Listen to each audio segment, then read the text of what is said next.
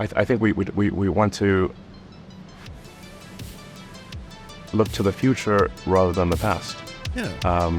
And instead of let's not talk about my racist past. Let's talk about my racist future.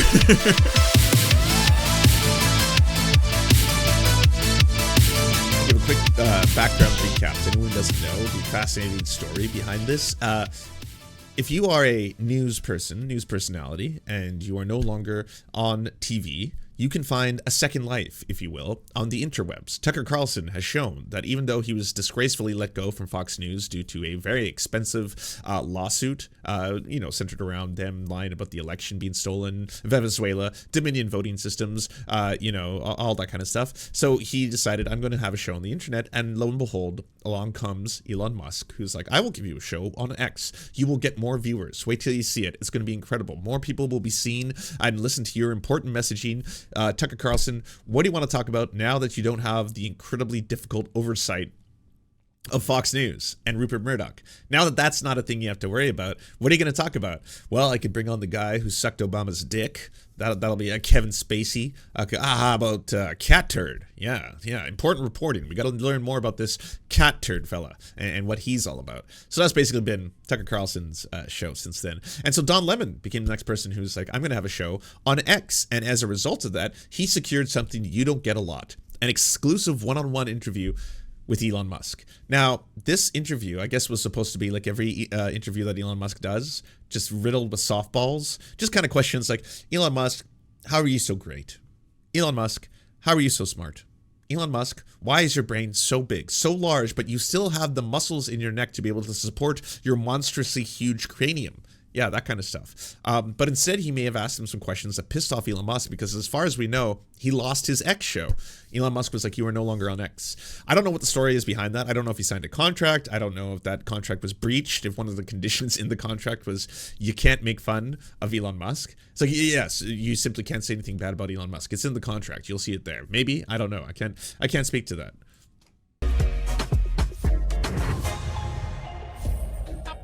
Welcome to the Don Lemon Show, everyone. We're still here. In a minute, I'm going to bring you my conversation with Elon Musk, the one that everyone is talking about. But first, let me tell you a bit about the show. Contrary to what you might have heard, we weren't canceled by X. Oh. Yes, after months of begging me, wooing me to offer some exclusive content on his platform, Elon Musk decided to scrap the deal. But our plan is, and always has been, to release this show everywhere: on YouTube, on Spotify, on iHeartRadio. Okay, so does anyone know how much of this is just like true and not true? Is it true that Don Lemon was like, yeah, I'll post it on X as I will everywhere else, just because that's no problem with doing that. I post content on X, like you're just trying to reach more people with your message. So was that initially it? I'm going to upload it to YouTube, to X, etc. But Elon Musk was like, so this is now like an X show because you're posted on X. Yeah, but that it counts as an X show. I hath decreed it. Is that what happened? Just about any place you stream content. Now for my conversation with Elon. As with all my interviews, no restrictions, no ground rules, nothing off limits or out of bounds. That is until the interview ended. So what went wrong? I don't know. But my hope is that you learned something about both Elon and me, two people who come from completely different vantage points on almost every single issue. And I challenge you, Elon, to watch the whole interview and tell the world why this isn't what you claim you want on X. Thank you for inviting me. Juicy intro. I'm liking it. There's definitely some animosity. It's here. You're welcome. Tesla headquarters. I'm surprised at how big it is. I've never seen it. Kind of weird. The transitions, the sound effects, they're happening fast and furious here. Yeah, it's about 3 times the size of the Pentagon. Yeah. We built it in 16 months. It's the fastest construction project in the United States since World War II. So I'm here, as you know, I'm on the platform because you say you're a free speech absolutist, right? And there are no conditions? Yeah. Free speech is as much as possible within the bounds of the law. Yeah. So... So I'm kind of confused. So Don Lemon's like, so I'm here on the platform. This was supposed to be on X, wasn't it? This was supposed to be like an X show. And so right away, yeah, I'm here because you said that you care about free speech. Yes. Free speech, good. Yes, I am free speech man. That is correct. The reason I'm saying that is because there are no conditions on this interview. You said that, we'll speak to you for an hour. I don't like sound bites, so I welcome that. So let's get into it. So we're here in Austin. South by Southwest is going on. We're at the Tesla headquarters. You are in the process of moving SpaceX here, I understand? No. SpaceX has a massive facility in South Texas where we build and launch Starship. And then we have in Bastrop near Austin, we are about to start production at a Starlink, a large Starlink factory for Starlink terminals. Elon looks like he hasn't slept in a couple days. I know he's notorious for not sleeping, and he's also notorious for not sleeping and doing lots of ketamine. I don't know if that's playing like a factor in this. He doesn't seem happy just from the jump off to do this interview at all. You know, he's just kind of like, yeah, I did say I'd do this. Let's just can we get this out of the way? But it's but we're not shutting down any facilities in California. Listen, we are here as part of a launch of a news interview show that is going to be on X.com. Okay. It's coming as a media industry, as you know. Okay, so I think, or at least I'm getting a feel for they were both lying. Like Don Lemon now, since he's been removed from X, he's actually stating in this interview that this was supposed to be an X show. And at the very start, he's like, just so you all know, I always said I was not going to be exclusively on X. I was going to upload this everywhere. Has nothing to do with the fact that I pissed off Elon Musk and I'm not allowed to have my X show anymore. This is supposed to be on YouTube. You're getting it any which way you can, you know? Is going through a whole lot of changes. Yeah. X has also been affected by that. Where do you see X.com's role in the future of news and journalism, Elon? Well, I think I see the X as it's already the number one source of news in the world. So it is number one. Not true. The number one way that people actually are informed about any kind of news, meaning real-time events, is. Yeah, not true. I mean, X used to be, Twitter, I should say. Twitter used to be basically a really fast source of news because it was where the journalists went, the politicians went, and it's where you could get breaking news because they were capable of, yes, for the first time, messaging you from their phone in the form of tweets and then letting you know information as it was happening, which is why Twitter was so fascinating an app when it first came out. Like, its utility was, I think, supposed to be like anyone has the ability to text everybody. So celebrities, like, you know, Seth Rogen are going to tell you what he had for dinner. It was a sandwich. And everyone's like, oh, that's cool. But it really did take off because, again, journalists, politicians, they were using this to be able to tell you what was happening, say, in Parliament, inside the seats of Parliament. Like, you could be sitting there, and if someone says something, you could then tweet it, right, onto Twitter. But now, if you look at the stats, by the way, X is one of the primary sources for misinformation on the internet. Misinformation has run wild. They are dominating the platform overwhelmingly. X platform, formerly Twitter. There's nothing even close for real-time news. So we also want to expand upon that, and we have done so with long-form content. So instead of just doing what used to be called tweets, you can now do long-form posts. You can post an entire essay. In fact, you can now post an entire book to the platform. You can do long-form video content, so you can do up to 4-hour video segments. We really want news in whatever form it is, or information, I should say, in whatever form it is, to be available on our platform, whether it's... But what's very key, especially coming from Elon Musk, is that information is coming primarily and boosted primarily to people who are A, willing to pay for his service and get those shiny little blue check marks, but B, really the people who have proliferated and actually got way more reach have been the alt-right, neo-Nazis, fascists, racists, transphobes, bigots, homophobes, all those accounts. Those ones are the ones that are generating tons and tons of revenue, well, into the Ponzi scheme revenue, but also getting promoted and really platformed on X. But it has become a misinformation network. Some of the stuff that we do, long-form video, interview shows, what have you. Yeah. You reached out over the summer and you said, it would be great to have Maddo, Don Lemon, others on the left put on this platform. On the left. You receive full support. The digital town square is for all. What do you mean by that? Well, I just mean that we want to make sure that there are a wide variety of viewpoints, that it's, we always have, for example, Tucker Carlson, who most people will view as being on the right. Shocker. Yeah, that's quite a prominent name on the right. We want to have prominent names on the left as well to provide different points of view. Fair and balanced. As well as centrists. TM. Just basically a wide range of viewpoints on the platform, so users can hear different opinions. They can hear, what's your point of view, what's Tucker's point of view, and and people can make their own decision about what they believe. You didn't mean that. So the European Union, according to the left-wing communist website Forbes, has said that X is the biggest source of fake news and disinformation, the EU warns.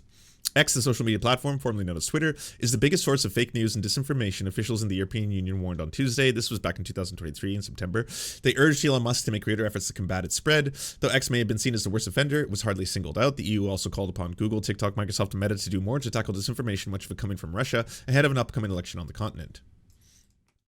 On the left? Did you think that? I thought you were on the left, but Yeah. I don't know. I'm used. Well, let's just say I don't know what the left is or the right is, frankly, these days, because things can be quite polarized. But you. Well, also, when you associate yourself directly with a lot of the far right, almost exclusively, you know, libs of TikTok and extremists, Matt Walsh, an extremist, both of them massive bigots who hate LGBTQ plus people, and you've made your own views on that, pretty well known, as well as hating immigrants too, right? Like Elon Musk has probably become one of the most vocal voices for things like white supremacy, the Great Replacement Theory, xenophobia, that kind of stuff. He's become now, as the owner of the platform, it's also very ironic, I should add, because he was saying at the very start of this that he was like, yes, Twitter was just way too political, and the people who ran it just had a very big liberal bias, and you know, now look at his posts. He's making so many political posts all the fucking time, and they're very, very extreme. He's spreading conspiracy theories, he's spreading fucking hardcore racism, he's spreading all this kind of stuff, and it's coming directly from the owner of the app.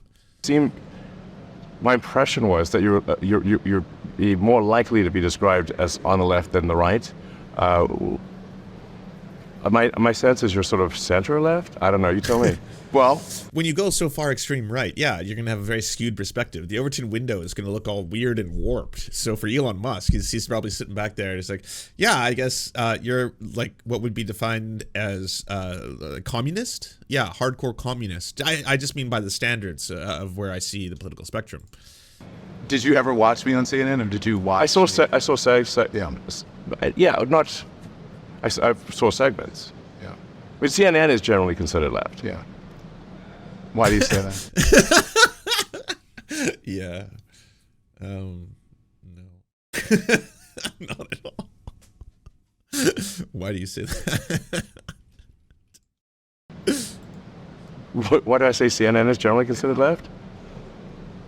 I think if you look at any sort of media survey of what is on the left or right, I think they would say, like, for example, Fox is on the right and CNN is on the left. Yeah. No, CNN was on the center. Yeah, considered to be center, a centrist organization. They've moved more to the right recently, and that's pretty well documented. Specifically because the demographic of people who watch television skews older and more conservative. The majority of people who are younger are getting their news off the internet through silly Twitch streams and stuff like that. Shame on all of you who are watching right now, by the way. So that's what is it? Am I missing something here? Okay. Are you missing something? Good joke. I don't know. I think that when I read that, I said, like many. I love that Elon Musk is like the perfect encapsulation of just the hubris of billionaires. Like everyone who has reached a certain level, gotten that famous, and been surrounded by yes men forever, they think that they're always right when they're fantastically wrong. Like the other interview, I think, what was the last one that happened years ago, where Elon Musk was asked by someone, it's like, you know, a lot of people are saying that you're tweeting out anti-Semitic stuff, and that why are you tweeting the things that you're tweeting? It took him like almost 20 seconds to answer one of the questions. He literally just sits there and he's just like,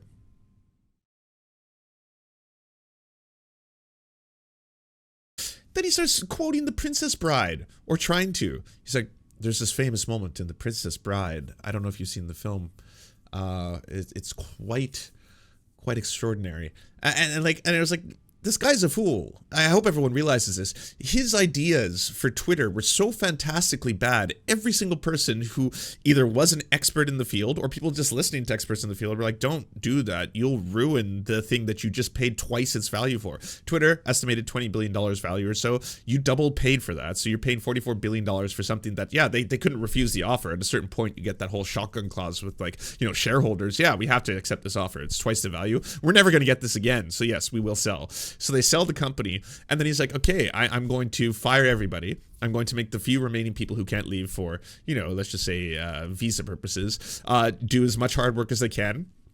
They're going to go, quote, goblin mode on the platform. We're going to remove the verified check marks, so all of the basic authenticity that was given to journalists and other individuals who may be reported on subjects, that's gone. Anyone who wants to can buy it. And then the only people who might do that are my super fans, and then eventually the far right, who now all got to be verified members on the platform. Look at all these neo-Nazis who are now check marks. It's wild. Look what I did to the platform. It's so fun. X were the most important people or places or whatever icons when it comes to the MAGA movement. Do you agree with that? How do you feel about that? Well, I mean, there are nonsense articles written all the time, and I certainly wouldn't agree with that one. I put it in the nonsense category. So, the objective fact checked, nonsense, absolute nonsense. Fact of the matter, in my opinion, was that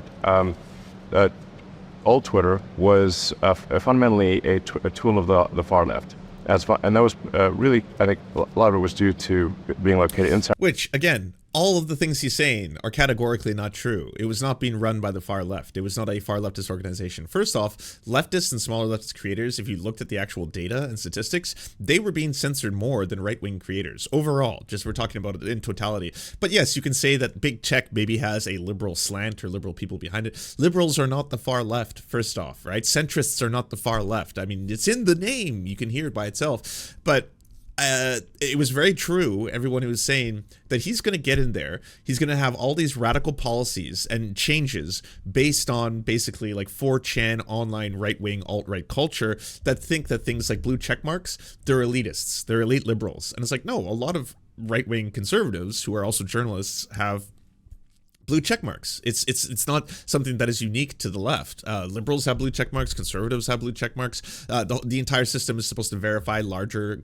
accounts of prominence or journalists or stuff like that, so people know that's the actual person who's in fact reporting on something. That's why the whole system is in place, and it's changed over time. There's been lawsuits that have made Twitter change their own policies, but most of the policies in place in Twitter, they're set up because it's a corporation, and it's a corporation that's supposed to eventually make profit, either by having a large shareholder value. There was 2 years where Twitter was profitable. It's very expensive and very hard to make money in tech, but also in the sense that there's a lot of people who use it, so there's value in that, and you can sell those data sets to third parties. That's where Twitter was supposed to have like positioned itself as a company. And so as Elon Musk removes all these policies, he then realizes slowly but surely he has to reverse a lot of those. That's why there was this whole debate as to why is Twitter suddenly saying that they're going to re-add things like you're not allowed to dead name, misgender, and attack trans people. Why is he reversing that? Well, most likely he's trying to comply with international law. Most likely he's trying to comply with the rules and regulations and say Europe that say, hey, if you have a monstrously huge social media platform that millions of people use, yes, there's rules and regulations that you have to adhere to. And yes, there are certain classes of protected people, whether that be for race, religion, gender, ethnicity, things like that, in which, yes, you cannot directly have a policy of openly targeting them that is not in compliance with our local regulations and laws. And so you'll see him, okay, we're just going to try and quietly re-add this in our terms of service. We won't actually do it because we don't have the mechanisms anymore to do it. When something goes wrong, we just have to do the simplest, easiest fix, which is just like carpet banning. That's why when Taylor Swift, all those AI nudes and AI nudity photos get leaked, he can't actually just utilize something that's going to target that and remove it. He just has to remove all searches for Taylor Swift. So now you just can't search for Taylor Swift on the platform. Problem fixed. Yeah, I fixed it. I complied. We're doing what you wanted us to do. Francisco Berkeley. And so it wanted to essentially project the SF Berkeley political dogma worldwide. Do you think it was far left? Yes, I do. I used to get, I actually got off the platform because I would get so much hate tweets when it was called in, so much hate tweets and just guff from right-wing conspiracy theorists being called everything from, you know. Internet, you know, if people will do, I mean, I've been called every name times 1,000. Yeah. Do you agree? So are you not even going to like try and push back against that quote? Are you going to be like, well, okay, yeah, it's true maybe in your situation that you were attacked by the far right. Fine. I've been called worse things, just so you know. Yeah. That it's right now and that even it's moved into sort of MAGA land conspiracy theory? I certainly don't think it's right. And suppressed accounts that you'd call on, hey, what up, Lost? Everyone go check out Lost channel. On the right, 10 times more than they did accounts on the left. And even when they did suspend an account on the left, it was because of arguments between two people on the left. The political donations of old Twitter were 99% Democrat. Does that sound left-wing or right-wing to you? The Twitter donations? Yes. You know, when they look at donations from a company, if a company donates literally 99% of all donations are to Democrats, does that strike you as a left-leaning or a right-leaning Oh, you mean the company donated? I understand what you're saying. What I'm trying to tell you is that Twitter employees... Yeah, I was going to say, are you talking about individuals? Because that's different, right? It's different than Twitter, the company, is now hiring lobbyists that are specifically only targeting, and that could be true, by the way. Like, the tech industry does lobby the Democrats quite a bit. I'm not trying to ignore that. But that's different than saying individuals donate to Democratic individual primaries, candidates, all that kind of stuff. That is a different statement. Those are two completely different ones. And again, you can't really believe or trust any of the things that Elon Musk says in terms of, like, there's no question, I'm never going to debate this because you can look at the numbers. The majority of big tech does skew, and people who work in big tech, they skew more liberal, and they will donate to more liberal politicians if they are donating to politicians. That one is true. That's different than these companies specifically have a left-wing slant, and that they're censoring, like, these two things are supposed to be the same, right? That they're censoring right-wingers, that this was a liberal and a left-wing org, it was far left, and they would just censor the right. I came in, I changed things, I made it way more centrist. And it's like, no, it was already centrist to begin with, because it's a company. It wants to make a profit. It wants as many users as possible. It doesn't matter if they're right-wing conservative or left-wing. That's not important to them. What's important is getting lots and lots of humans to interact and use their system. And then within that entire structure, you got to have some rules and regulations so that, yeah, Nazis, for example, can't do hate speech and proliferate hate speech and do Holocaust denial and target black people and call them the N-word and all that. That's something you do need to do if you are overseeing, again, hundreds of thousands, if not millions of people who are interacting on your platform. People at Twitter, their political donations were 99%, literally 99%, to Democrats. That's obviously an extremely left-leaning group. My question leading into this was about MAGA. And speaking of MAGA, you recently met with Donald Trump in Florida. What did you guys talk about? I was at a dinner. I was at a breakfast at a friend's place, and Donald Trump came by. That's it. I love that. Donald Trump just like slowly showed up. It was a drop-in. Yeah, he wasn't planning to be. It was kind of like, you know, we were just hanging out, chilling. Someone's like, hey, can my friends come over? And I was like, oh, who are your friends? And they were like, one of them's Donald Trump. Like, yeah, I guess. Yeah, that's cool. That's cool. They're not going to bring anybody, are they? No, I just hate Jim. I don't want him to bring Jim. Jim sucks. You know, Jim, he shows up, he drinks all our beer, doesn't really like ever bring any of his own. Then he's like, oh, who's got Coke? Who's got Coke? And I'm like, I don't. I just have ketamine. That he wants to steal all that. It sucks. Jim sucks. So you didn't go there to meet him? No, I went to a friend of mine's house and it said Donald Trump's coming by for breakfast. Is that, just so you know, like, okay, fine. What did you discuss? Yeah.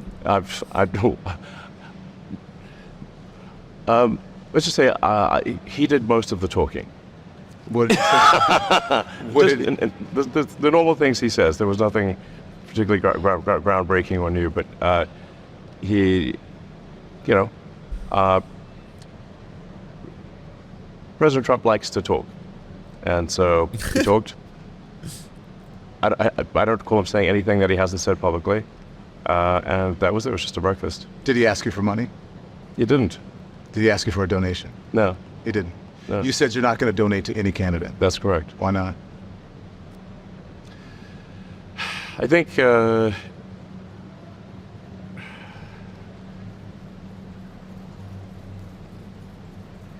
while I'll voice my opinion, I think... Oh, you've been doing that pretty prominently right now. Basically, like, immigrants are subhuman monsters. That's what the majority of, like, the posts, you know, the owner of the website has been making and spreading conspiracy theories. That, and you hate trans people, and then retweeting and reposting, like, every single thing that Matt Walsh does. Disgusting creature, Matt Walsh. Yeah. I don't want to put a thumb on the scale monetarily. That is, you know, significant. Are you going to loan him money to help pay his bills? No. Not at all. Pay his legal bills? I'm not paying his legal bills in any way, shape, or form. And he did not ask you for money? And he did not ask me for money. Are you going to, so you're not going to endorse a candidate? I may, in the final stretch, endorse a candidate, but I don't know yet. I want to make a considered decision before the election, and if I do decide to endorse a candidate, then I will explain exactly why. Are you leaning towards anyone? No. You're not leaning towards anyone? Because you've been... I'm leaning away from Biden. You're leaning. I've made no secret of that. Wow, that was a evil billionaire laugh if ever heard one. Are you concerned about losing your security clearance if Biden is reelected? Does that have anything to do with it? No.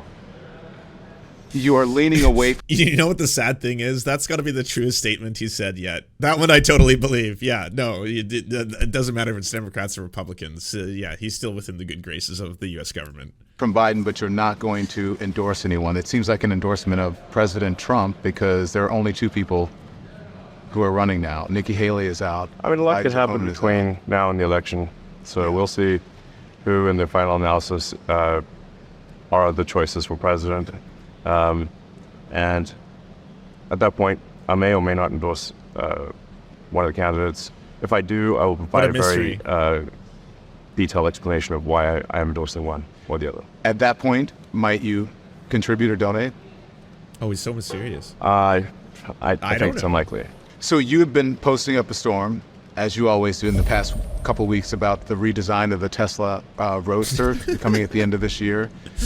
Wait, is that AI generated? Are there any kind of updates that you can talk about considered blowing off steam? Well, I guess I do enjoy using the platform. I mean, I do call the X platform the PvP, or player versus player platform. Fucking cringe. I hate evil nerds, honestly. They have so much stolen nerd value. Like, I'm not going to say that I'm like, you know, one of the biggest, obviously, video game players of all time, but I do love video games and play a lot of them. So when you hear people who try to, like, take all these terms, readopt them, and then be like, yeah, basically, like, the left and the libs are NPCs. Yeah, they're all non-playable characters because they all think the same, and then they all get outraged, and then they soy and virtue signal about the same thing. So that's basically it, you know? And so, yeah, real cool.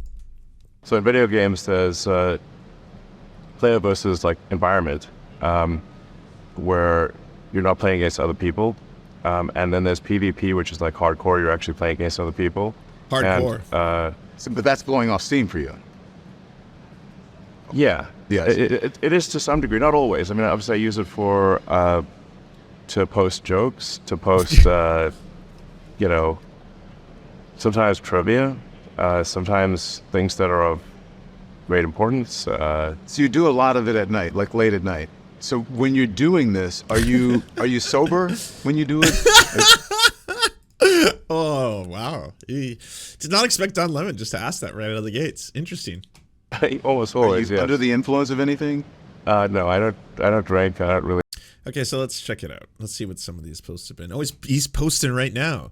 So once again, about roving, dangerous gangs attacking America, coming from Peru, Colombia, Ecuador, Chile, etc. By end wokeness. And the Biden administration does nothing. My God, that doesn't seem like a meme. Elon Musk educates Don Lemon on illegal immigrants, census, and the Electoral College. Damn, you're doing that thing, you know, where you may have not done good in a debate or an interview, then you spend the next couple days just tweeting a whole bunch about it, and then all your super fans start to like uncover dirt, and they might post dirt about like the person who did the debate or the interview, say like, hey, Don Lemon, he's actually very evil. You didn't know this, but he's actually like done some bad things in the past, and he hasn't been super awesome. And so then everyone's like, oh, whoa, so you didn't lose that debate. The other guy was an asshole the whole time. You know, that kind of tactic and strategy. Sounds very biased. All right, hold on. Let's see what this is. 19 said he found that Google cost Republican candidates over $2 billion in donations since 2017. Wow. It seems there's only one direction politically in which all these posts are going. Google interfered in U.S. elections to help Democrats 41 times. Oh, God, by the New York Post. They're reliable.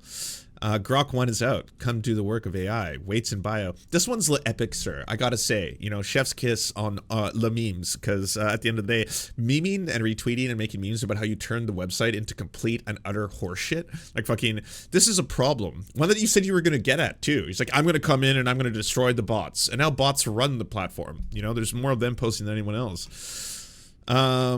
Metaphor murderers. Describe NBC News in 2 words or less with Donald Trump on there. Well, it seems like you're pretty politically biased. I haven't seen a lot of memes. This one is the only meme I'm seeing right now, and you're basically retweeting someone talking about how, you know, my pussy in bio, but it's weights in bio. People who have blocked me. Once again, talking about illegal immigrants, getting really mad about it, talking about how they're coming to destroy the American civilization, retweeting and quote tweeting Emails Chong. There it is. Didn't take too long. Easy to tell who's an NPC today. All right, so we finally got to one of his epic memes. I guess, is or like depression that's not linked to any negative news, and then ketamine is helpful for getting one out of a negative frame of mind. Well, listen, so I in fact, I generally, obviously I'm not a doctor, but I would say if someone has depression issues, they should consider talking to their doctor about ketamine instead of SSRIs. Listen, I think that ketamine and drug therapy is... Wow. This one's tricky. Because I'm going to be honest with all of you, I am on the side of allowing a lot of drugs to be used under, obviously, the supervision of a psychiatrist, psychologist, counselor, doctor, all that kind of stuff, in order to help someone who may have a variety of issues, depression, anxiety, that kind of stuff. There's a lot of proven, medical basis for stating that there are certain hallucinogens, for example, psilocybin from mushrooms, for example, that can help with people who might experience depression. MDMA is another one, and yes, ketamine therapy is another one too. I'm just curious if that's at all true in relation to Elon Musk. Does he have a doctor who's like, yeah, I'd like to say that we could try ketamine therapy for you for a variety of reasons? Or is it basically, I want to get pretty wrecked, and by saying or talking to a doctor, I'm going to be able to get a prescription because I happen to be in a situation where I am rich, powerful, and I have a set of separate rules than most people. So this is actually being done under the supervision of a doctor rather than, something else. Could be either way. This care, right? Yeah. Literally a prescription from a real doctor, not like, Yeah, but do you feel like you ever abuse it? I don't think so. If you use too much ketamine, you can't really get work done. So I have a lot of work. So I'm typically putting in 16-hour days. That's normal for me, and it's rare for me to even take off a weekend day. So I don't really have a situation where I can be not mentally acute for. Sure. And ketamine is not a soft drug. I just want everyone to understand. I mean, it's actually a horse tranquilizer. It can be quite powerful, and the effects can be also quite powerful. And when used or abused, it can have serious effects on, your own mental health itself. So, yeah, it's not exactly something light that people should be just taking, casually without any kind of, either understanding of what they're doing or medical supervision, to say the least. For an extended period of time. I can't really get wasted because I can't get my work done. So how often do you take it? Well, it'd be it's a small amount once every other week or something like that. But there's not on the bottle where it says take this dose this many times a week or whatever. If it's under a doctor's dose. There are several weeks will go by where I don't use it. You don't use it. Yeah, I think it's like I said. I think what I find ketamine is if you literally a chemical state in your brain that you can't just think yourself out of, then ketamine is helpful for getting you out of a depressive mind state. You suffer from depression, or you have a depressive mind state? And I asked you as someone who has suffered from depression. I wouldn't say that I wouldn't say that I have a case of extended depression. It's just once in a while I get into a negative sort of chemical mind state. Once in a while, it's not a common thing, but once in a while it does happen. From a standpoint of Wall Street, what matters is execution. Are you building value for investors? Tesla is worth about as much as the rest of the car industry combined, from nothing. So that's pretty good. Yeah, it does show, and this was when Tesla was at an all-time high, by the way. I think it's down to, $200 or $300 a share right now. It's plummeted a lot from its zenith of almost being over $1,000 a share. It did pass 1,000, right? It was at $1,200 at one point. But that's a really big example of people investing in technology companies, because again, it can be a very safe investment and it can be a very lucrative one. If you were capable of investing at a time when, say, shares were at $300, he was capable, again, because he is like Donald Trump, a good salesman. He is capable of selling the idea of people investing vast amounts of money into his companies because he has shown for a variety of reasons that he can be a disruptor in certain industries. You can't take that away from Elon Musk, especially when it comes to electric cars. So people will put money into his company and the value of the company will skyrocket, but that doesn't mean they manufacture manufacture a lot of cars in relation to the other car and auto manufacturers who make a fuck ton of vehicles, and sometimes they only have like $167 a share, but they produce way more, infinitely more vehicles than Elon Musk does. As I mentioned, we had the best-selling car on Earth last year. So for an investor standpoint, if there is something I'm taking, I should keep taking it. Have you talk about your ketamine use and depression? Have you also have said, and the reason I should say, the reason I mentioned the ketamine prescription on the X platform was because I thought maybe this is something that could help other people. That's why I mentioned it. Yeah. Can we talk about the great replacement theory now? Some of the things that you post, the great replacement theory. Oh, he's not going to like this segment. You claim that Democrats, President Biden's immigration plan to open up the border, you said that the president is getting, and Democrats are doing it to get more votes. But undocumented immigrants cannot vote in federal elections, so how is that possible? Thank you. Right. Well, you're conflating two things. One is great replacement theory. The other is, which I don't subscribe to that. I'm simply saying that there is an incentive here. If legal immigrants, which I think have a very strong bias to, at least everything I've read, it's a very strong bias to vote Democrat. The more that come into the country, the more they're likely to vote in that direction. But it is, in my view, a simple. So he didn't answer the question at all. It was very direct, basically. Great replacement theory is an anti-Semitic conspiracy theory. I'm sure a lot of people know that, in fact, rich and powerful Jewish people are trying to change the demographics of the population in order to erase the white race. And there's been this kind of like, let's say light or lighter version of that a lot of people have been trying to spread and push as like, well, this one should be more socially acceptable. What about the fact that they're bringing in illegal immigrants in order to replace voter demographics? Sounds a little bit better, right? But it's still not based in reality, as Don Lemon points out to Elon Musk right there. But they can't vote. So where's the conspiracy? And so he has to do this thing right now where he's like, well, I don't think it's wrong to state that the Democrats are bringing in immigration or immigrants because they will vote Democratic. In what? 10 plus years when they're naturalized citizens? Or what are you hoping for? Because that one doesn't affect the here and now, where this conspiracy theory is supposed to be taking place right before November. Incentive to increase voters, Democrat voters. And yeah, so the question is like how? So there's a few ways that this works. One is that when the census is done, the census is based on all people in an area, whether they are citizens or not. So if there are a concentration of people who came here illegally in a particular state or in a particular state, that state will actually then get an increased number of House seats. So the House seat apportionment is proportionate to the number of people, not the number of citizens. So the illegals overwhelmingly go to places like California and New York, and where they can't vote, they don't get voting rights. If you just look at the math, if you look at the apportionment with and without illegals, I believe California would lose. I believe the blue state, there would be a net loss of blue states of approximately 20 seats in the House. This also applies to the Electoral College.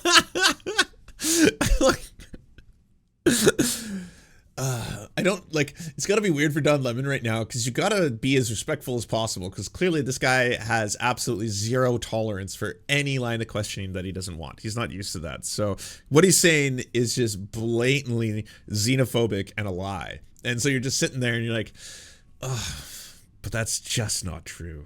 I can't say that. It's just not true, though. So how do I phrase this? You're lying? So you say, like, well, this also applies to electing the president, because the electoral votes are also done by apportionment the same way that House seats are done. But the reason, Elon, the Electoral College is in place is to balance that, is so that doesn't happen. So what you're saying about it is the exact opposite of the reason why the Electoral College is there. Thank you. Wow. I'm glad someone finally said that to his face. Electoral College at this point, and I'm surprised he hasn't walked out. Well, I mean, he's got a lot more to go. Our history gives people who are in smaller states and red states much more of an influence over our elections than people who are in blue states, and the majority of the people in this country. That's what the Electoral College does. It actually does the exact opposite of what you're saying. It protects people who are in smaller states and protects people who are in red states. Well, The red states, because they tend to be smaller and less populous. I think that statement is what you said is true, but what I said is also true, which is that if No, it's not. if, as is the case, a disproportionate number of legal immigrants go to blue states, they amplify the effect of a blue state vote. And the math, as I understand it, you can No, I haven't research seen this this yet. obviously very easily on the it's pretty straightforward to research this. But my understanding is that there would be that the Democrats would lose approximately 20 seats in the House if illegals were not counted in the census, and that's also That's absolute, like, this is ludicrous to be like, well, if illegals were allowed to be counted in the census, then yeah, you would see voter demographics. That's not what you were told or asked. It was that, hey, by the way, people who are migrants, refugees, or people who have immigrated legally to the United States, the initial process for someone who's seeking refugee status, it's not like, here's a bunch of money and here's your voter registration card, get out there and vote Democrat. That's not true. Like, people who are refugees, who are illegal immigrants, who are migrants, they don't have voter rights in the United States. So the very idea that there can be this demographic replacement of, let's just say, not white people, but Republicans. Yeah. So this democratic replacement of voters is just not bearing out in reality. 20 less electoral votes for president. So the illegals absolutely do affect the who controls the House and who controls the presidency. It does not affect the Senate. Yeah. In blue states, you're talking about. I Yes. don't believe that your information on that is right. So listen, let's talk more about the Great Replacement. Oh, he's mad now.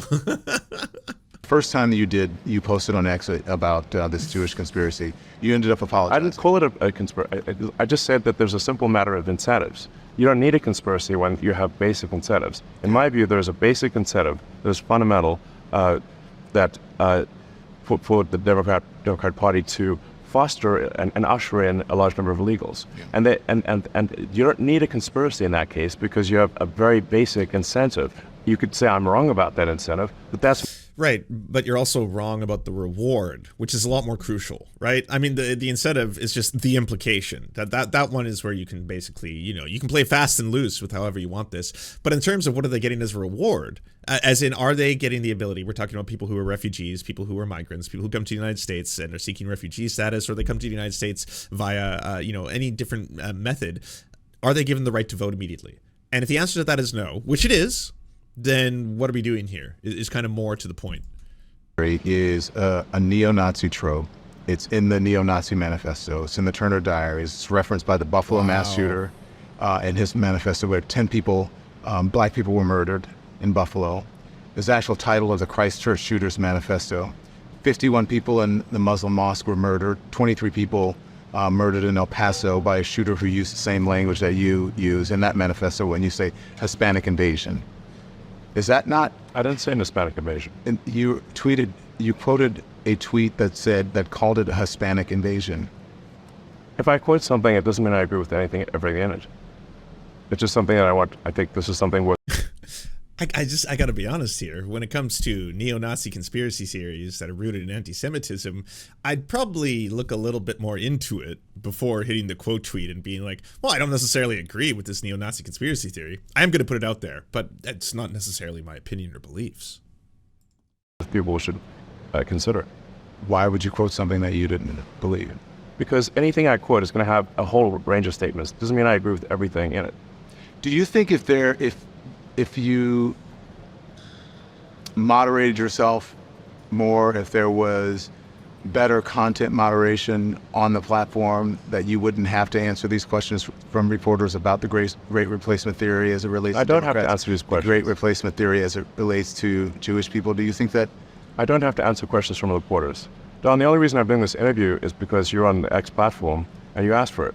Mm-hmm. Otherwise, It's true. You don't have to. You're choosing not to. Doesn't change whether or not you're allowed to be asked them. Yeah, but this is kind of the deal when you agree to an interview. When someone sits down with you, like, so I'm going to ask you questions. Oh, I don't have to answer those. I guess that's true. So you're choosing no comment, or this is not something that you believe this anymore, or it seems like you've been just caught in a series of lies.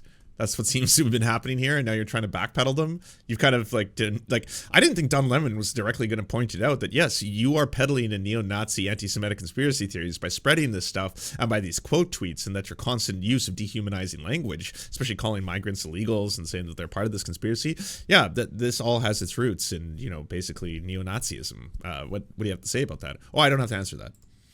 Otherwise, I would not do this interview. So you don't think do you think that you wouldn't get in trouble, or you wouldn't be criticized for these things? I'm or that criticized constantly. I could care less. You don't care? No, I don't. Why care. not? The epic. I don't think people should care what the media thinks about them. They're terrible judges of character. Even someone who has one of the biggest social media and biggest information platforms in the world, you don't care? You don't think that you have any X.com or you have any responsibility to the truth or moderating the platform? You're conflating the truth with the media, and I think the media is not truthful. Well, not with just the media. I mean, Fake just news. the truth in general. I care about the truth very much. That's why The we have, Lugenpress. for example, community notes on the X system, where in order for a community note to surface and provide corrective information about what somebody posts, and my posts are equally subject to this. I've been community noted many times. In order for a community note to surface, people who have historically disagreed must agree in order for a community note to surface. And all of the code for community notes is open source. All of the data is open source, so you can completely recreate it from scratch. The way to build trust is transparency. I have noticed community notes. I think that you are right about that, and I do think community notes are helpful. I think any type of content moderation, I do think that's helpful. You recently called content moderation, though, a digital chastity belt. Do you think that you believe that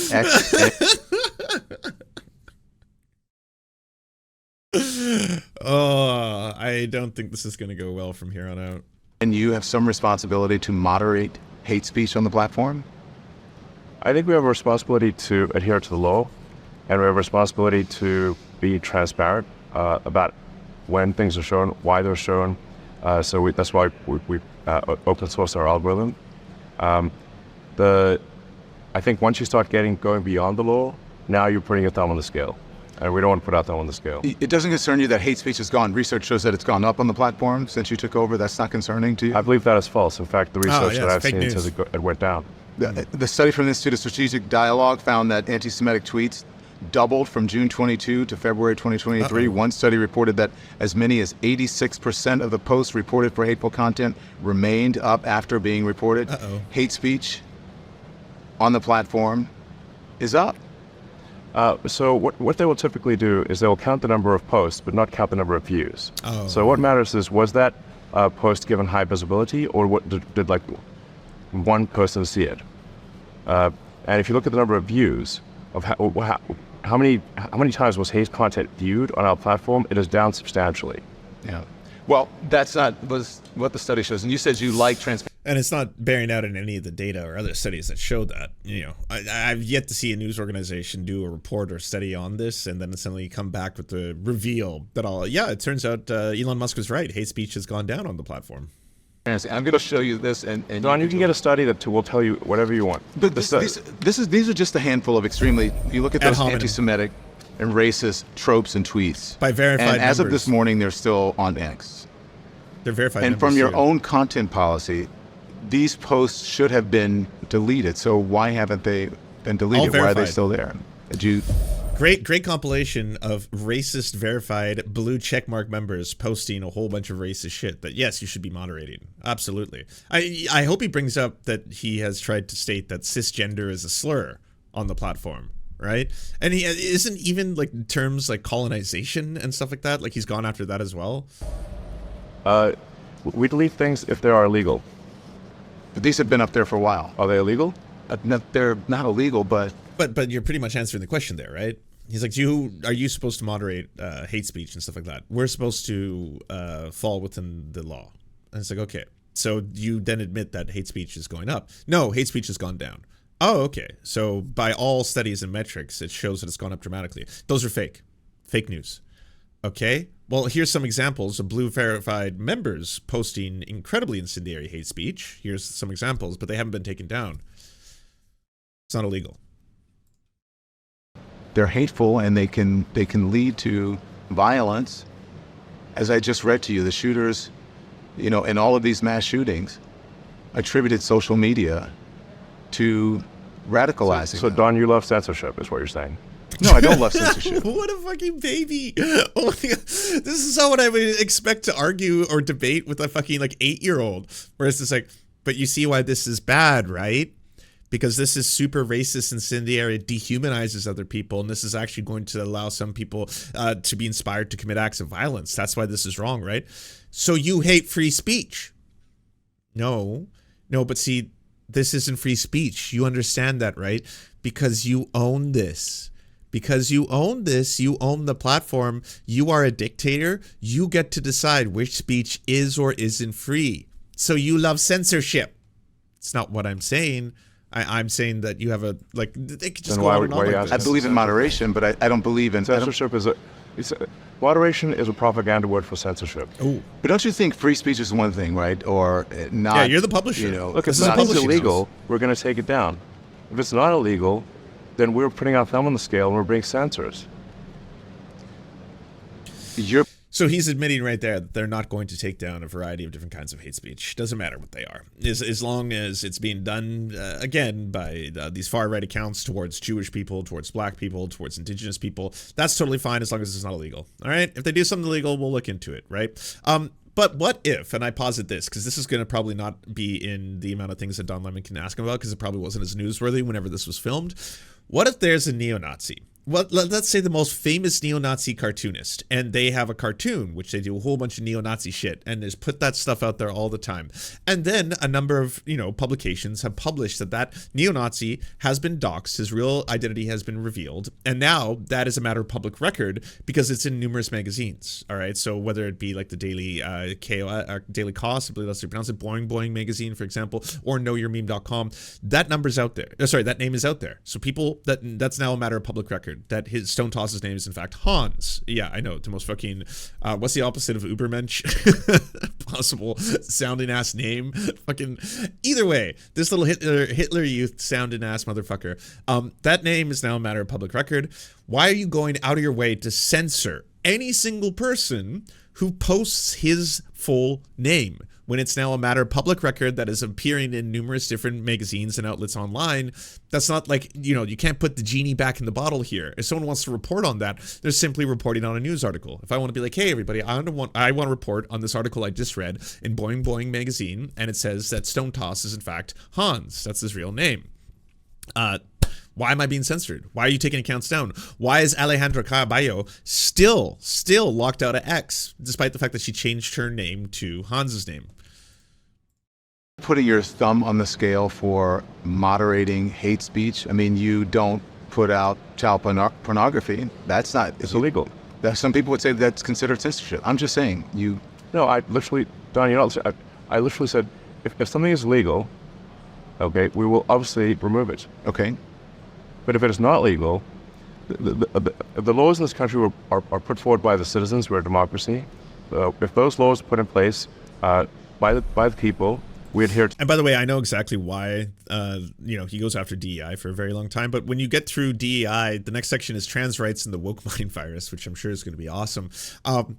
You can look at Elon Musk's interactions with accounts that do worse than anything that was reported on by Stone Toss or about Stone Toss. Like Andy No, not only posting pictures of Juniper and also posting the location of Juniper, doing stuff like that. Elon Musk follows and likes Andy No, for example. Lives of TikTok, Raichik, who does stochastic terrorism on a regular basis. He will respond to pictures of, people pre-transition that, she'll put up there. She'll put up their addresses that are publicly available information. They work at this school. They work at this address. She'll post dead names. She'll post misgendering. That'll get a response from Elon Musk going, wow. The probability of them making a mistake and killing someone is obviously going to be higher. Wait, say that again. I'm not sure I understand what you said. I want to make sure I understand what you're saying. Yes, if the standards for passing medical. Do you have a single example of this happening where all of a sudden there was a, say, board people who approve whether or not someone can be a doctor, and they decided to waive the entire process and approval procedure in order to give or grant someone a medical license, specifically because they were black. Because they're like, oh, you know what? We need more black doctors, though. So we're going to kind of just not have to go through the same process as everyone else. Sorry, DEI, I know. It's ruining society, but our hands are tied. We just need more black doctors, so we're not going to do the same thing that we do for everyone else. Exams and becoming a doctor, or especially something like a surgeon, if the standards are lowered, then the probability that the surgeon will make a mistake is higher. They're making mistakes in their exam. They may make mistakes with people, and that may result in people dying. And you could not honestly be more racist than every single right-winger who's trying to push this right now has been. And I'm shocked that they've picked the categories they have. Pilots and doctors, two things where there is absolutely zero evidence, none, that people are foregoing all of the steps necessary to approve of someone before they can enter that work field. There's so much stuff necessary before you become a commercial pilot, let alone a commercial pilot who's allowed to carry living passengers, not cargo, but living passengers. The thousands upon thousands of flight logs that you need to have to be able to even qualify for this stuff, the tests, the exams that you need to be able to do to qualify for this stuff. The same thing with doctors, right? Like, if you want to pick a category where people might be hired based on the race, I'd say the only thing that you could point towards is maybe entertainment and media, where someone has to play a role of a black person. Yeah, most likely if someone is playing, say, Martin Luther King Jr., it's going to be a black person who's hired for that job. Oh, okay, you caught us. DEI is out of control. But for the vast majority of jobs, there's absolutely zero evidence of this. You're just suddenly implying that black people inherently are going to be less possibly talented at being physicians or less possibly talented at being pilots, and therefore they're suddenly going to slip through the cracks of the system, and there's going to be more black pilots who have no idea how to fly planes.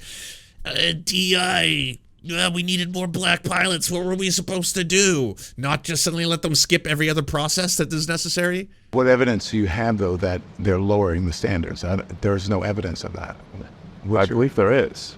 Oh, what is it? There's no evidence of that, Elon. What is the Present evidence? it. I believe they have literally lowered the standards at Duke University, and that is what the article was referring to. There's no Are you evidence saying they of have that. not lowered the standards? There's no evidence about... Sorry. Are you suddenly shifting the goalposts immensely to people getting, like, entering into the school system? That's very different than saying the licensing board of physicians is suddenly waiving all of the rules and regulations so that black people can just kind of like get through the cracks of the system, and suddenly we're hiring doctors who don't know what they're doing. Those are two totally different statements. lowering standards, and I think that there is... Leave that as a false statement you're making. Okay, well, we'll figure it out. Yeah. I think It this is the only place for when doctors this to is train. posted on the X platform, there will be a whole bunch of things that rebut what you said and what I said, right? So people can then Oh, make... of course, you turned it into a like fucking army of neo-Nazi sycophants who like love everything you say. I guarantee you, End Wokeness, Cat Turd, Ian Miles Chong are all going to post evidence to the contrary. Yeah, and you're going to retweet them and quote tweet them. But then that doesn't necessarily mean that you endorse their beliefs, as you said previously. That doesn't mean that you actually believe all the things that they're saying. a decision based on the replies and the rebuttals and the community notes. I think that's fair, but I do think that on this particular topic, I do think that you and Ben Shapiro are reaching in about this, because there was what Ben posted said that he gave instances of people who were deliberately harming people.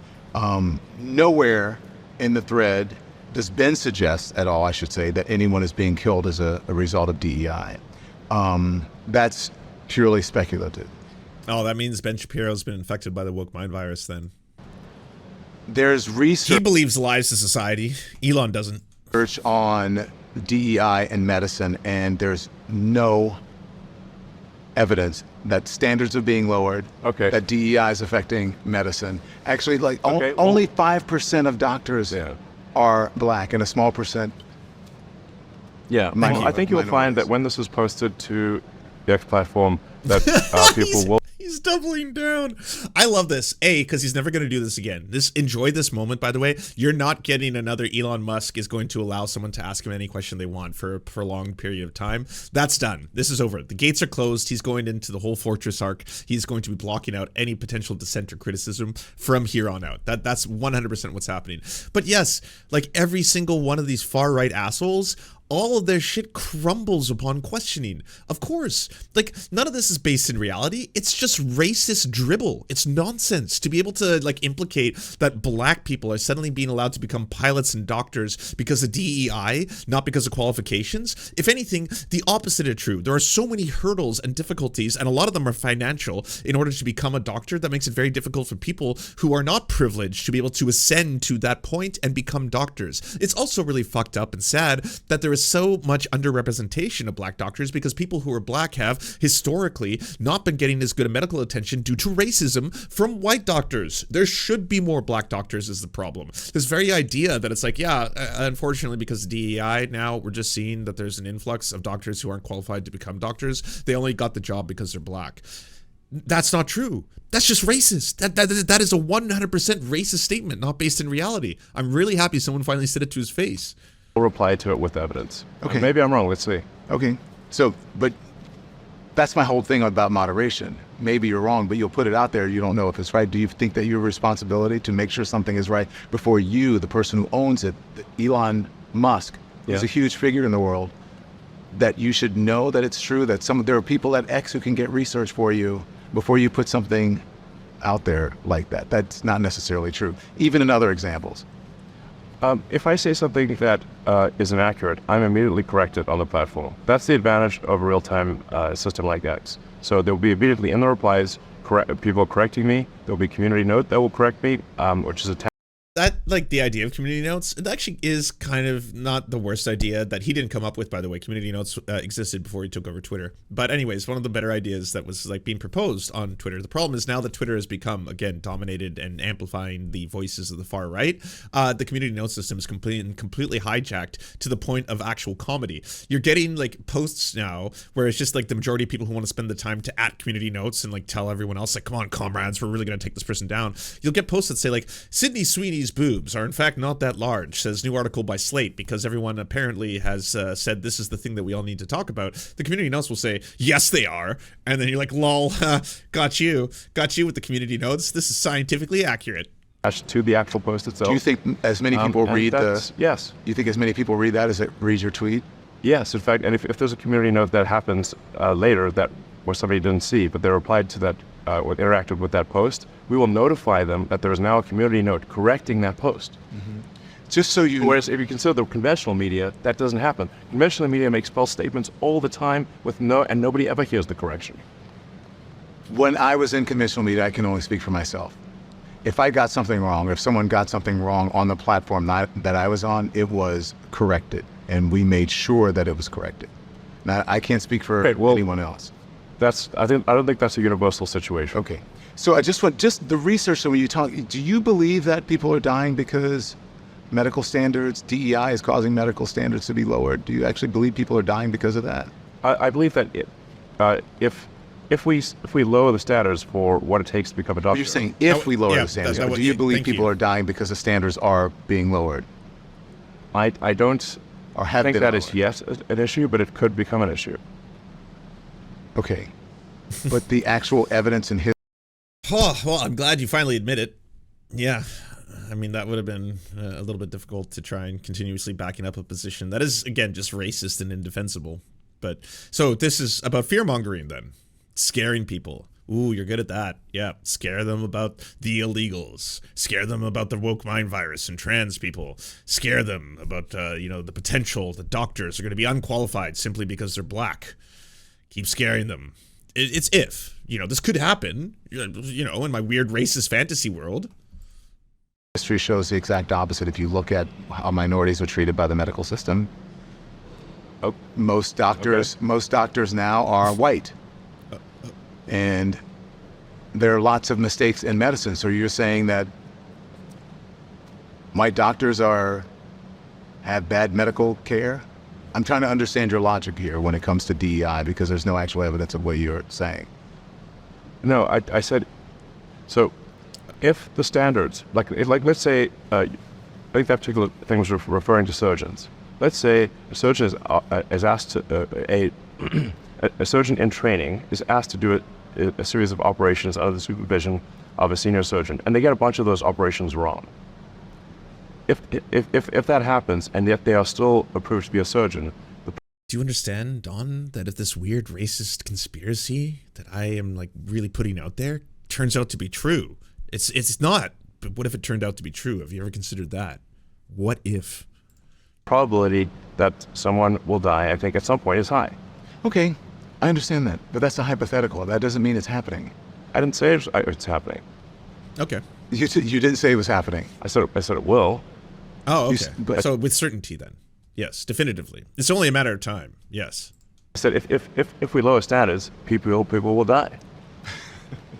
So you get why that's so different, right? So you could just have put out there, I really hope we don't lower the standards of what the medical certification board does to certify doctors. That's different. That would be a very different statement than putting out there, hey, by the way, did you know black people are becoming doctors because of DEI? Two super different things. But why respond to something or put something out there that has not happened? Because I could say, Because I don't want it to happen. I think we don't want to lower standards. okay, You goddamn Nazi. Yeah, of course. Yeah, all these made up things. Yeah, I'm sure if you're a white supremacist, all these scary white supremacist ideas are very scary in your weird white supremacist brain all the time, jiggling around there with the ketamine. Just fucking sitting there being like, well, yeah, apparently doctors are all going to be replaced by black people, and so will pilots, and that's the scariest thing I could possibly imagine. And then also the illegals are going to come in here and they're going to replace all of us. Us being the white race, of course. This is all very scary. Is that happening? No. Oh, okay, so, yeah, but it will. I'm very scared of that. if you look at the history of the medical industry, especially when it comes to black Americans, it shows the exact opposite. If you look at the Tuskegee experiment and on, only 5% of doctors are in America are For black. 13% of the All of them population, are by white. the way. So are you saying that if the majority of doctors are white, are you saying that and there are still these inequities, right? And there's still mistakes. Are you blaming DEI for that? No, I'm very basically saying that if we lower standards for what it takes to become a board-certified surgeon or an oncologist or something where the kind of disease we're talking about, if you make a mistake, causes someone to die, then more people will die than if we don't lower the standards. Therefore, we should not lower the standards. But why do you think they're lowering the standards for minority doctors or women doctors or? That's what that's what that article suggested. Yes. No, it's not. Again, it's just racist fear-mongering. At Duke University. Okay. And misogyny. The evidence that I have shows that that's not true. Okay. So listen, after the door blew off this mid-flight in this Alaskan Airlines flight, do you remember that? You responded to a post claiming that the average HBCU grad was less intelligent than the average airline pilot, and stated that it will take an airplane crashing and killing hundreds of people for them to change this crazy policy of DIE. I don't know if did you misspell it on purpose, which it should be DEI. Do you believe that women and minority pilots are inherently less intelligent and less skilled That was a funny swipe correction. than white male pilots? No, I'm just saying that we should not lower the standards for them. Okay. Again, you racist ass. Do you have any examples of this? One. Man, I'm really happy you got put on blast for all of this. This was like a devastating, if you look at the timeline of this, it's all some of the hardest topics that he's never actually questioned on. And yeah, once you do, all this shit crumbles. What do you have to stand on? Where it's like, do you have examples of this? No, but it could. It could happen. What if it happened? What would you say then? Yeah, I mean, if you were to look at the Turner Diaries and think that there was an incoming race war, and that it would be really scary if, say, all of these non-white people just rose up and killed all the white people and then enslaved them, and then there had to be some kind of post-nuclear annihilation in order to stop it, and then in the post-nuclear hellscape, then all white people basically had the Ubermensch supremacy again. Yeah, that does sound scary. It's, again, racist nonsense, though, so I don't think that's going to happen. But if you want to spread the racist nonsense that could happen, I can see why you're doing what you're doing, right? But there's no evidence that standards are being lowered when it comes to the airline industry. You've repeatedly said that there's no evidence that standards are being lowered, and watch the replies showing all the evidence that it is. Replies. Oh, look at the replies to the racist tweet I sent. Oh, if you just hit the replies, so you'll be able to identify them really quickly. They'll have blue check marks, and then they'll probably post something like I don't know, Groiper Daddy 1877 or something. Whatever they are, they're gonna be able to answer all your questions for you. Okay, just the reply guys, they're on this one. So on social media or on Twitter are not necessarily fact and evidence. No, That's people's they opinion. will cite all the reply, in the replies to this. You will see how often the information is cited, showing that indeed this has got to be one of the saddest anyone's ever tried to defend their takes and then been like, just check out my replies on Twitter. It's all the evidence you need. there are significant cases where standards are lowered. And I do hope that happens. I do hope that happens, and I look forward to it. And as you said, if you're wrong, then you're wrong, and if I'm wrong, then I'm wrong. Yes. Okay. So and I'm glad we're having this conversation, debate. This is what we should be doing, debating the issue. So if I'm wrong, then I'm wrong, and then they'll be proven in the thing, and you as well. But I just want to tell you that pilot that you talked about, in fact, was a woman pilot, landed the plane safely despite the major malfunction with the equipment. Boeing has taken responsibility for that incident, saying that it was caused by a faulty door panel. So I'm not sure what that had to do with lowering the standards for pilots when it was a faulty. No, it's not lowering standards for pilots. It's the incentive structure. I believe at Boeing changed to include DEI as a fundamental executive incentive. But in my view, it should be purely about passenger safety. Okay, but do you understand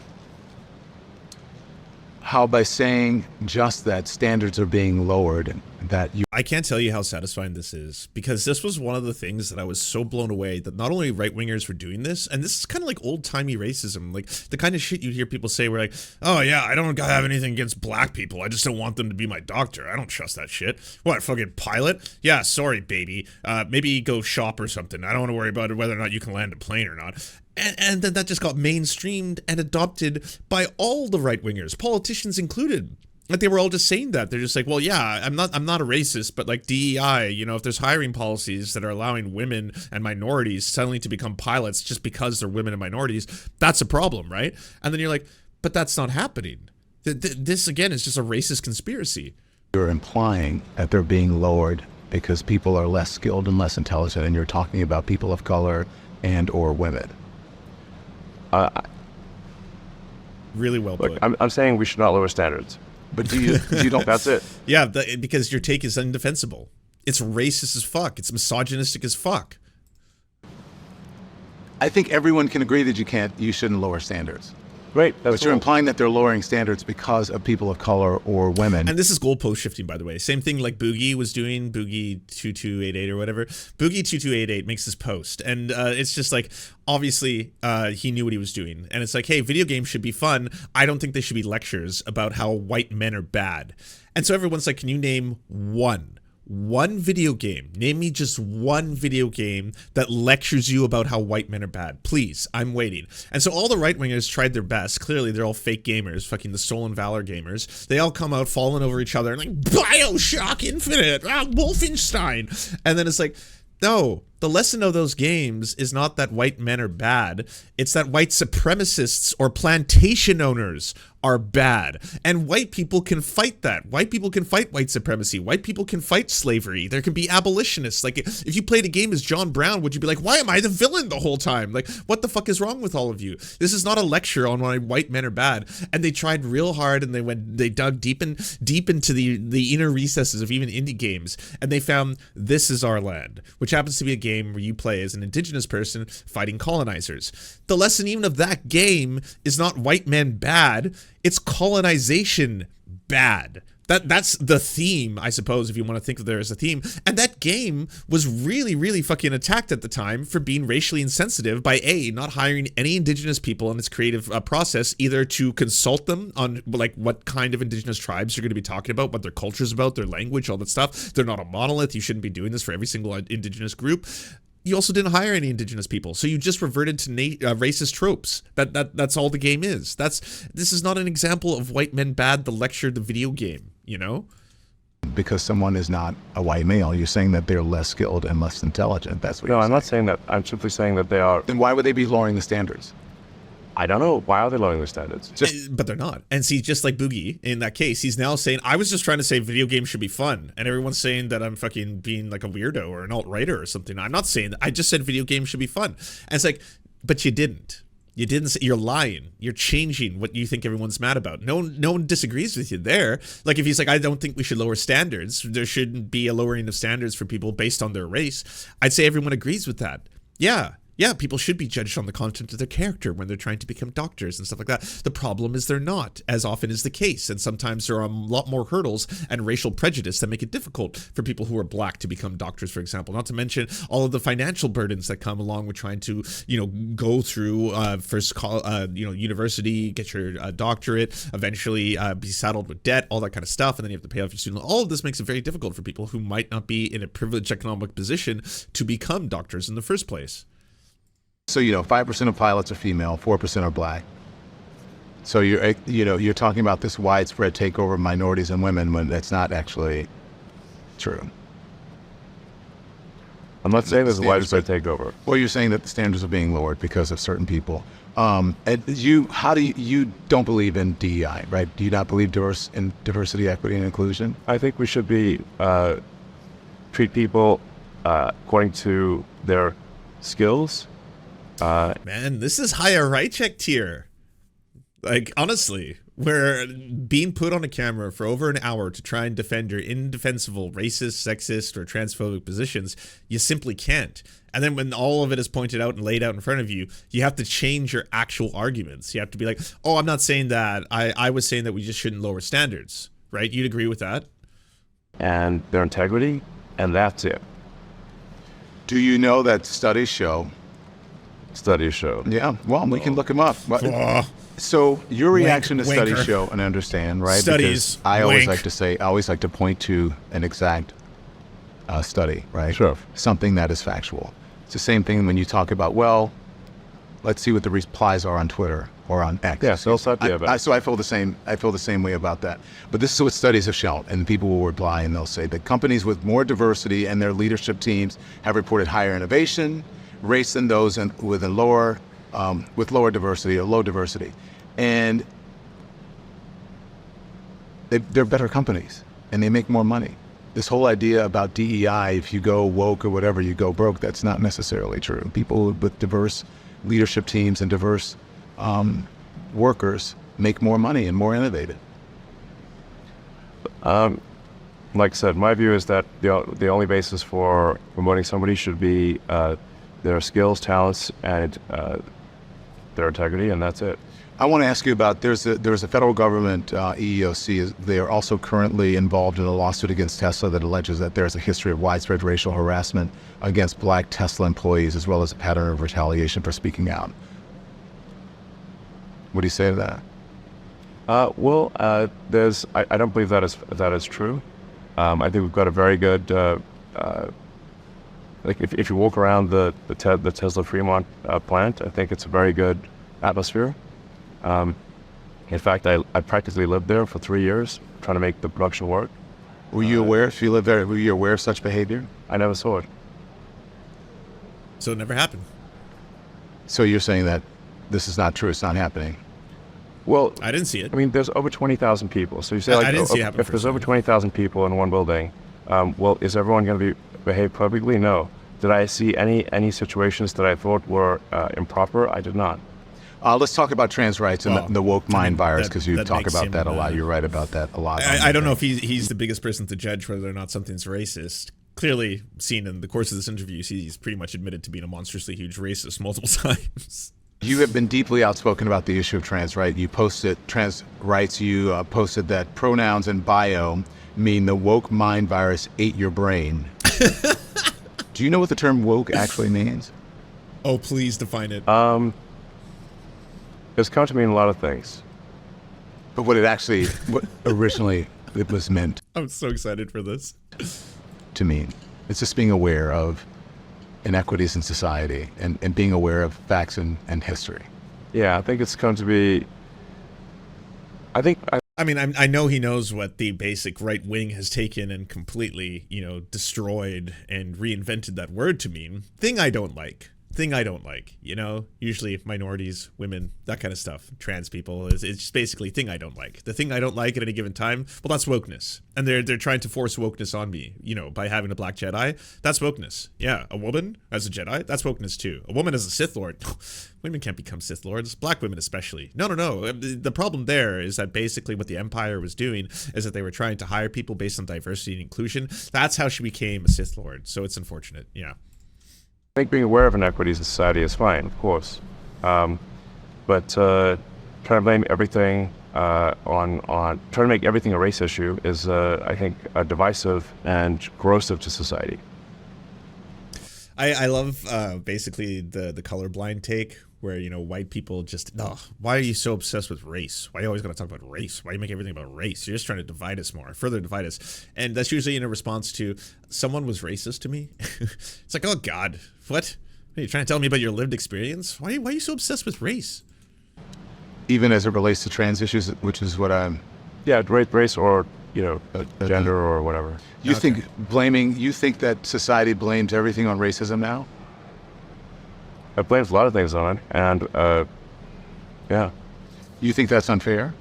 Yeah. Why? Yeah, I think we should not make this a constant subject. I think we need to move on. I think we just, you know, treat people like people. You don't agree that this country was founded on racism and founded on slavery and in many ways inequities? That still continue on to this day? I think every country at that time, and I think even today, was extremely racist. Every country, and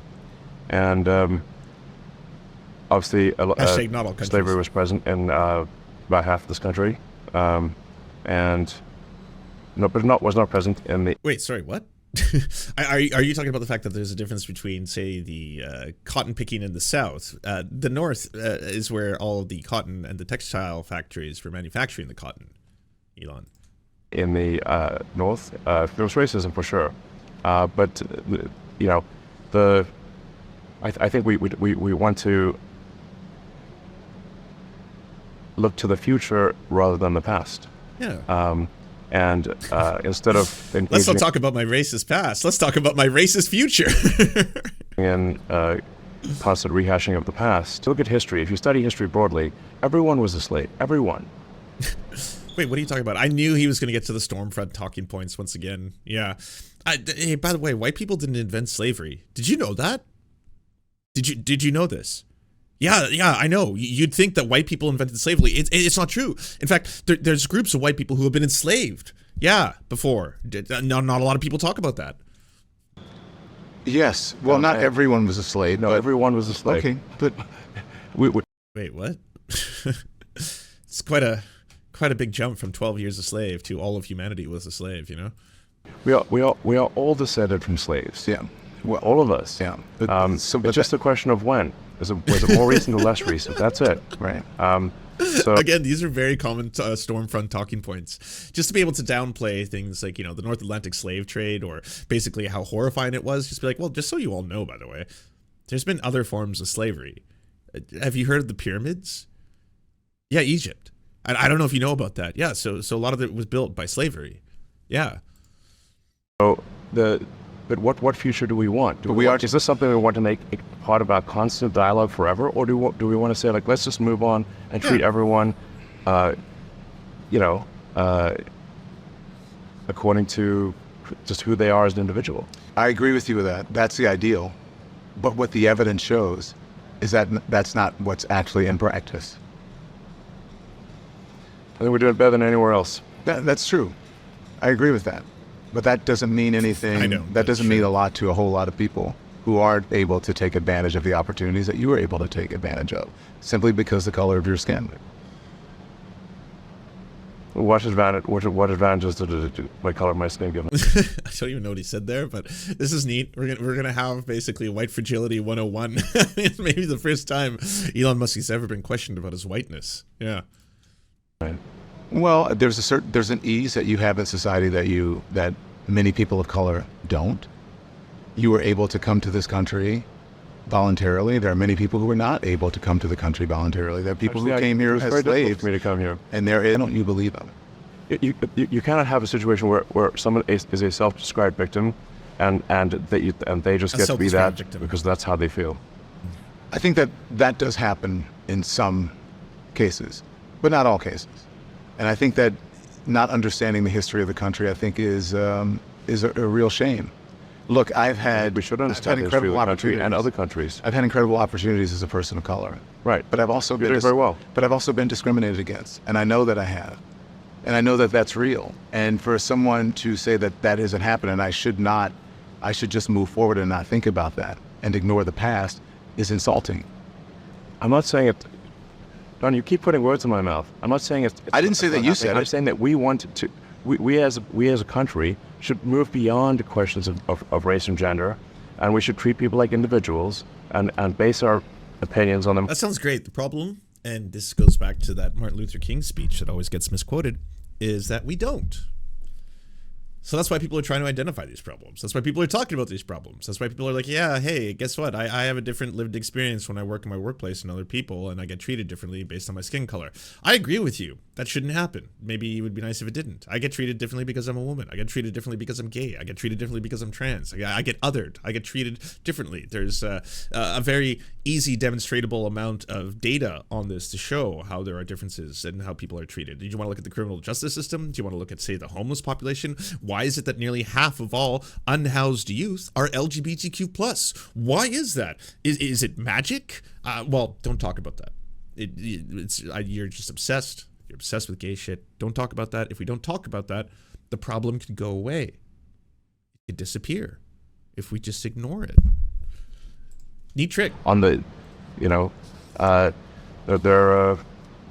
character and their skills. I don't think that anyone will disagree with that. Exactly. All I'm saying is that that's not happening and is not equal for everyone. That those opportunities don't happen for everyone. And I am a living example that they don't. I know that they don't because I live it.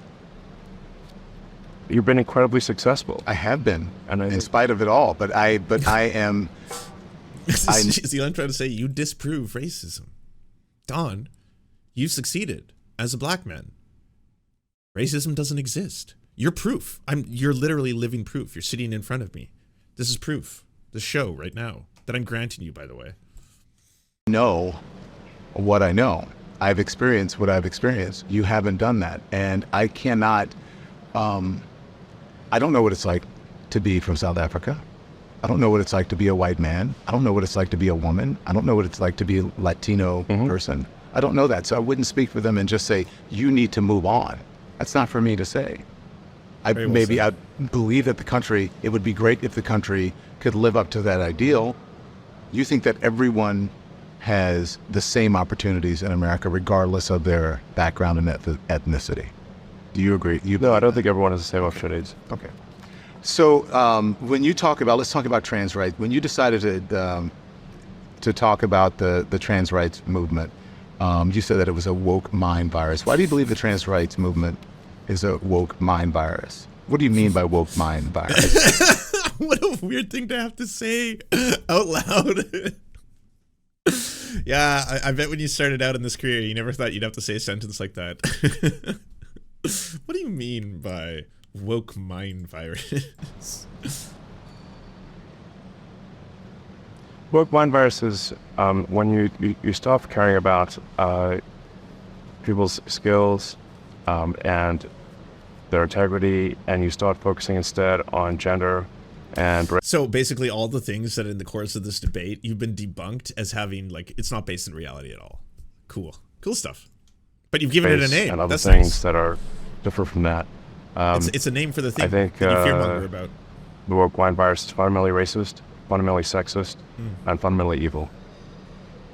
Okay. And we've got a little bit more time, so yeah. you choose your question. Okay, so okay, thank you for that. But Oh, you're getting cut off at the 58-minute mark. Okay.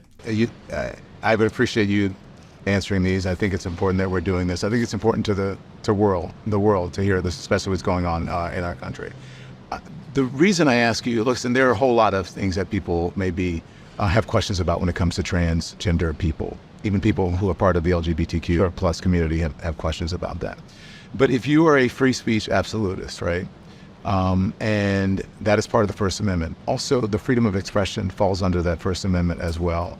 So why can't people choose to identify with the gender that they feel comfortable with, or with a use a pronoun? Isn't that part of freedom of expression?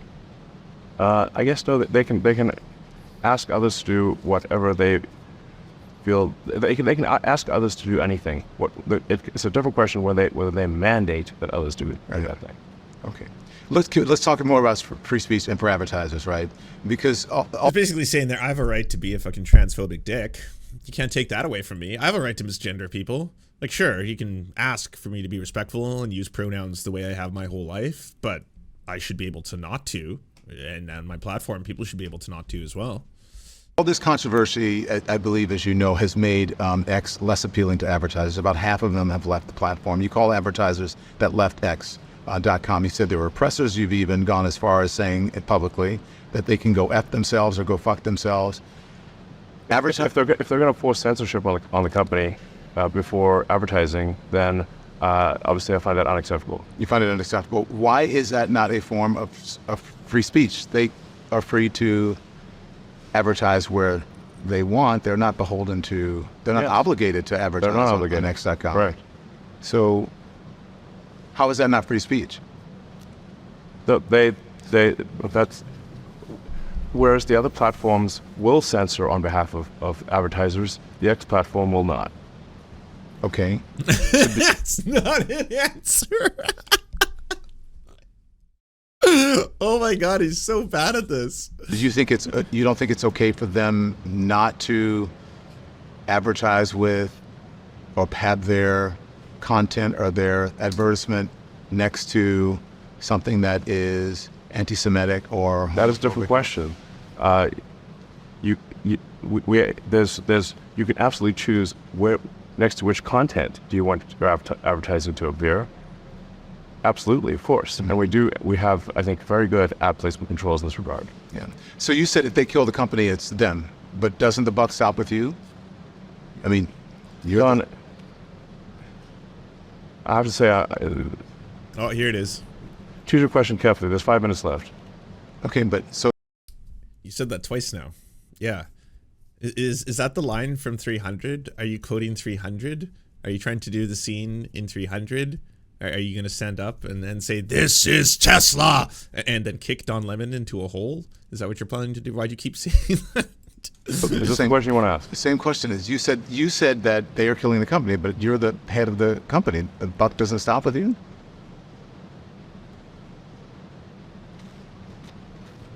I acquired X in order to preserve freedom of speech in America, the First Amendment. And I'm going to stick to that. And if that means making less money, so be it. So I have to be, listen, I'm just being honest, right? I'm not trying to, get you or anything. I was just surprised that you would blame other people for killing the company. I mean, We will not want them as an advertiser. so what would you say to advertisers who have left the platform or who are considering coming back or not coming back? What would you like to say to them? Well, first of all, almost all of our advertisers are coming back to the platform. So it's a very short list of advertisers who are not coming back to the platform. And our advertising revenue is rising rapidly. And our subscription revenue is rising rapidly. And I feel very optimistic about the future of the X platform. Okay. Listen, I'm honestly, I'm not meaning to offend you. You're an intense person. Where does that intensity come from? I was born that way.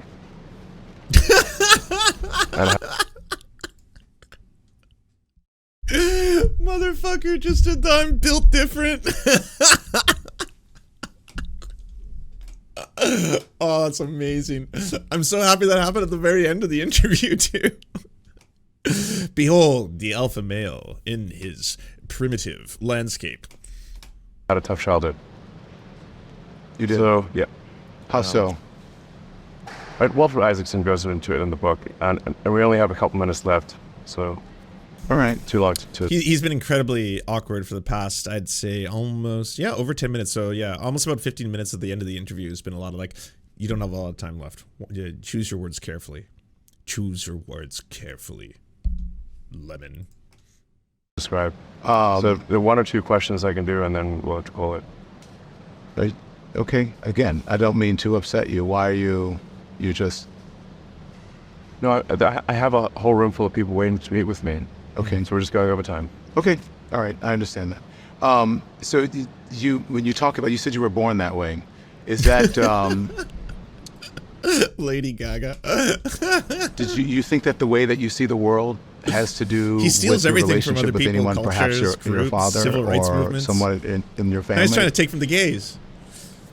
I think we're all affected by the people we grew up with. My aspiration is to do whatever it takes to extend consciousness into the future. Cool. That's my goal. To make life multiplanetary as part of extending consciousness into the future. Have the past few years, and considering everything that's gone on, has it been difficult for you and your family life? It's been okay. So then, how do you see your legacy, Elon? How do you see how people let's see you I- in the... First of all, I say that if I died knowing that I did what was right, or did my best to do what was right, and even if in the history books they said I did wrong, I would still feel okay about that. I care about the reality of goodness, not the perception of it. I think we should view civilization as tenuous, as fragile. If you do study history broadly, you'll see that there's a rise and fall to civilizations.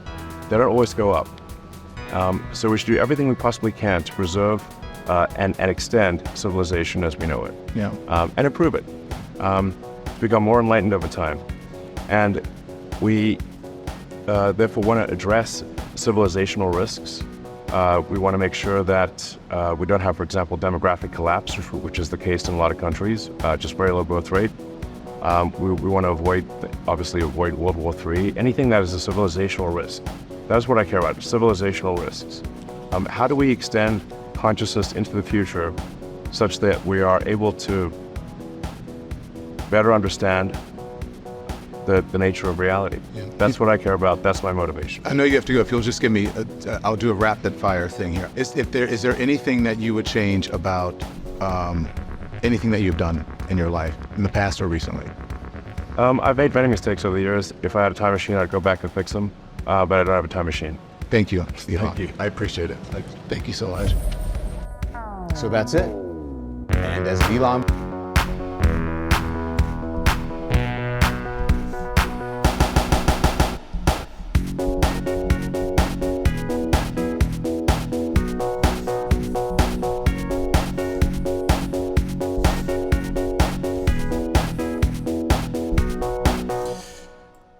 I'll be honest, that's up there with Libs of TikTok, Chaya, Raichik, and Taylor Lorenz in terms of just a disaster. I'm surprised he let it go on as long as it did, because he was getting uncomfortable very early on, probably around this point.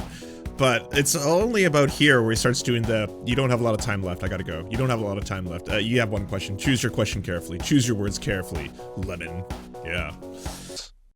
Howdy everybody. I just wanted to let you know that for the cost of a cup of coffee, you can unlock bonus uncensored episodes of Mind Explosions by going to patreon.com/theserfs. Our videos couldn't exist without your support, and all our content is released early to our Patreon subscribers, as well as a ton of extra content you can't get anywhere else. Please like, subscribe, and thumbs up this channel, and if you're feeling extra perky, share it anywhere you think people would like to see or learn from our videos. Thank you so much for watching, everybody. We first want to give a shout out to everyone who makes this show possible. This program is produced thanks to the generous support of our Patreon supporters: Anna Loves Riley, Arian McCarthy, Cheryl Alvarez, Comrade Junkie, Doug Caddy, Everything Important, Hagbar Celine, Jimmy Sombrero, Multimondi, Omni, Peanut Butter Blondie, Political Poppy, Preston Kroll, Quiet 185, Richard Bomey, Riley and Anna, Roller Dragon, Ruby, Cernicus, Stellar Gwyn, Sebastian Demmel, Travis McClinton, and Words Greenwood, as well as every other person you see on the screen right now. This show would not be possible without them. And if you want to join these wonderful people who make this entire program possible, simply go to patreon.com/theserfs and you can unlock uncensored and bonus episodes and, help us exist.